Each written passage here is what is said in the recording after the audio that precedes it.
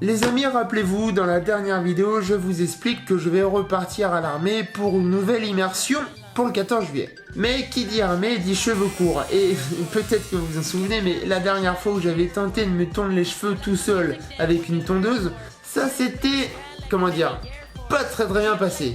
En même temps, c'était une tondeuse pour barbe. Alors, comme j'en ai marre de payer 25 balles pour une simple coupe, j'ai acheté un rasoir histoire de me tondre quand ça me chante et être réglementaire pour l'armée. Résultat, eh bien, je crois que le résultat est pas trop dégueu pour une fois. J'ai réussi à me faire qu'un seul trou par là. Franchement, je suis fier de moi. Bon, j'aimerais commencer la semaine en vous racontant une petite histoire que j'ai découvert ce week-end sur YouTube.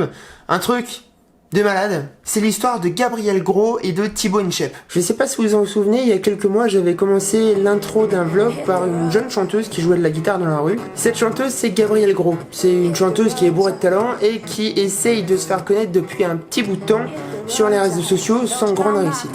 Il y a quelques jours, pour la fête de la musique, Thibaut InShape a lancé un snap où il demande à ses abonnés, à ses fans, de lui faire une composition musicale en moins de 24 heures pour qu'il puisse diffuser sur sa chaîne YouTube une vidéo avec les meilleures créas musicales sur la team InShape. Et Gabriel a joué le jeu en moins de 24 heures, elle a su créer une chanson absolument magique sur tout l'univers Thibaut InShape avec les mots qu'il emploie, les bibis, les petites, la petite veine, etc., etc. Elle en a fait une superbe musique et il a partagé une vidéo sur les meilleures créas musicales où il l'a mis en avant en première position. Ça y est, je crois que c'est l'heure, je cours à la salle. Ou autant t'appelles ça comme tu veux. Je bourre le temps, j'embrasse mes pecs, mais pas tant que je vois une jolie petite qui se frotte avec une grosse paire de malles. Ça me rappelle que je suis toujours tout seul. Et là où c'est très fort les amis, c'est que la vidéo de Gabriel, elle a généré plus de 400 000 vues en 5 ou 6 jours. Et surtout, elle est passée de 600 abonnés à 40 000 sur la même période. Alors, il y a deux enseignements à retenir. Le premier, c'est la persévérance. On a beau galérer, on a beau en chier, ce qui compte c'est uniquement qu'on garde le cap.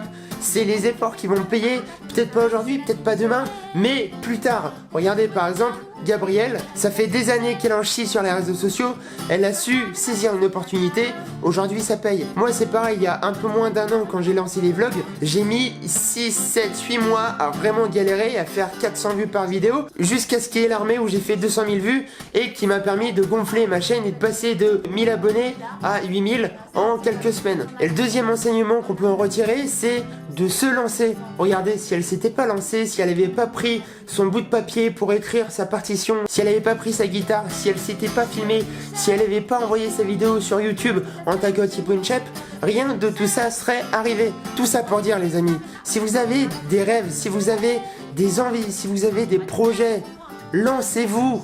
Si vous ne le faites pas, vous ne pourrez que vous en vouloir de n'avoir rien fait. Alors, des histoires comme celle-là sur YouTube, il n'y en a pas 50. Moi, il y en a une qui m'avait marqué, c'était l'histoire de Sarah Dietschy. C'est une youtubeuse américaine qui avait fait une vidéo qui avait super bien marché, où elle apprenait à vlogger comme Casey Neistat. Et Casey l'avait repris dans un vlog, et là, je vous laisse imaginer l'ampleur médiatique. Sur sa vidéo, elle a fait un peu moins de 2 millions de vues, et elle est passée de 4000 à plus de 100 000 abonnés en quelques jours. C'est assez dingo, et c'est pour ça que YouTube, c'est magique, quoi.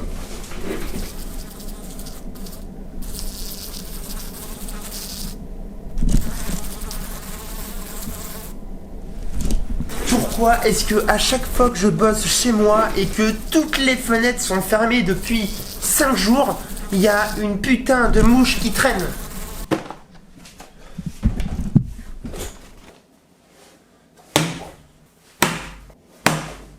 Ouh, victoire!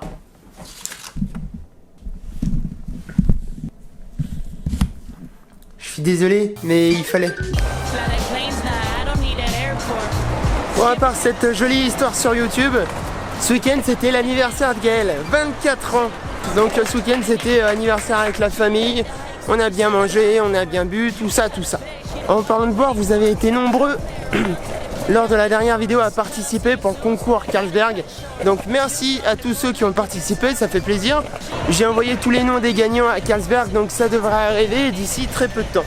Pour les autres, j'ai un nouveau concours qui arrive à l'occasion des 1 an de vlog, puisque ça va faire dans 3 jours, 1 an que je fais des vlogs sur YouTube. Et ça se fête.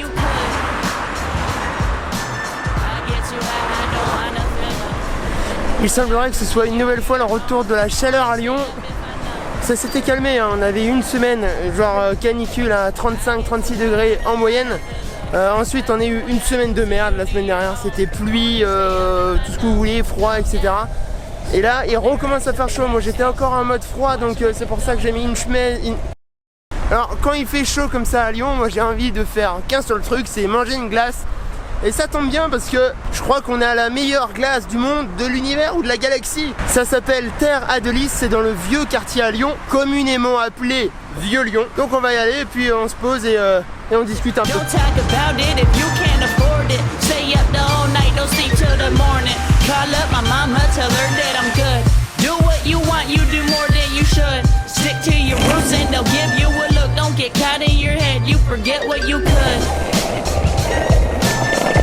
Too high, I don't wanna feel love.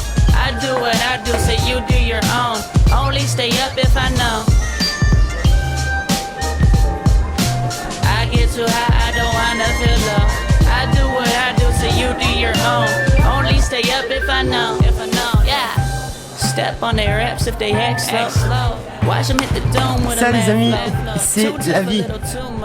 Bon sinon je voulais vous demander un petit peu votre avis. Je voulais savoir comment vous fonctionniez. Je me pose la question là depuis quelques temps, est-ce que je dois me créer une page Facebook? Sachant que j'ai déjà un compte Twitter sur lequel je publie assez souvent, un compte Instagram où je publie des stories quotidiens et des photos par-ci par-là, et une page Facebook mais qui est perso en mode public. Deuxième chose, j'aurais voulu avoir votre avis sur ces chaînes. Ça fait à peu près 1 an que je publie des vlogs, que je fais des immersions, que je fais des voyages. Est-ce que vous avez envie d'autre chose? Est-ce que vous avez d'autres idées de vidéos? Est-ce que vous voulez que je parle un peu plus de business? Est-ce que vous voulez que je parle un petit peu plus de mon activité de blogueur, que je vous donne des chiffres? Est-ce que vous voulez plus d'high-tech? Est-ce que vous voulez plus de voyages, plus d'immersion? Je sais pas. Dites-moi, voilà, je suis un petit peu en phase de réflexion.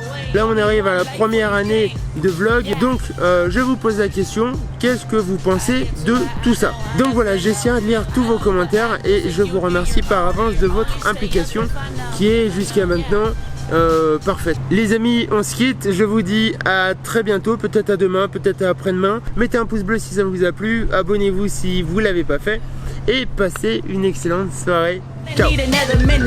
Good feelings if I wake up. It don't take much if you hate some. What you tryna say? I can spit it one take, but you blown away. Only one life, what you think? Yeah. I get too high, I don't wanna feel love. I do what I do, so you do your own.